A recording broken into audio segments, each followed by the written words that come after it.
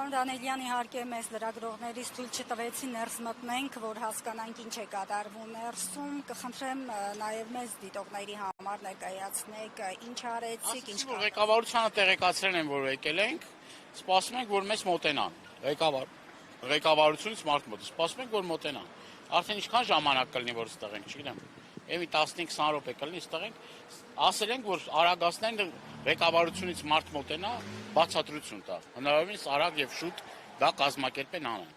տեսնենք։ Ասեց հա կմոտենան, ասեց շուտով կմոտենան, տեսնենք այդ շուտովը երբ կլինի։ Բայց ում եք սպասում մոտենալով կմոտենա։ Ես առաջին հերթին Խուդինյանին եմ ուզում տեսնեմ, որովհետեւ զանգերին չի պատասխանում։ Եթե Խուդինյանը ստեղ չի, իր տեղակալը թե տեղակալներից որից է մեկ մոտենա, որ բացատրություն տա։ Ասացին երբ բան կանեն։ Ասին շուտով կլինի, այդ շուտովը տեսնենք երբ կլինի շուտովը։ Պարոն Դանիելյան, մոտավորապես քանի մեքենայի մասին է խոսքը։ Տասնյակ մեքենաների մասնա հստակ թիվ այս պահին չգիտեմ, դե չգիտեմ, տասնյակ են, հարյուրավոր չեմ կարող ասեմ, բայց որոնք որ տասնյակ մեքենաներ կան, այդ հաստատ է։ Հիմա կապ չունի 50-նա, 60-նա, 70-նա, ամեն մեկը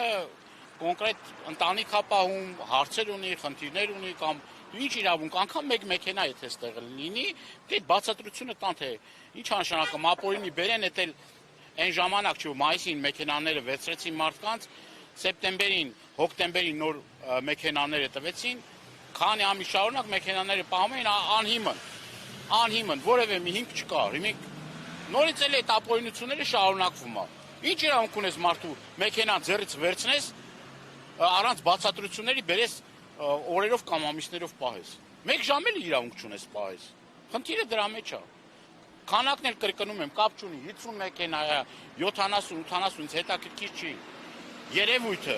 մի մարդու հարցել լինի, ուրեմն դա արդեն խայտառակություն է։ Դա իրավական բեսպրիձել է։ Դա գողապետության տիպիկ օրինակ է։ Դից անում են խուլիգանները, բանդիտները,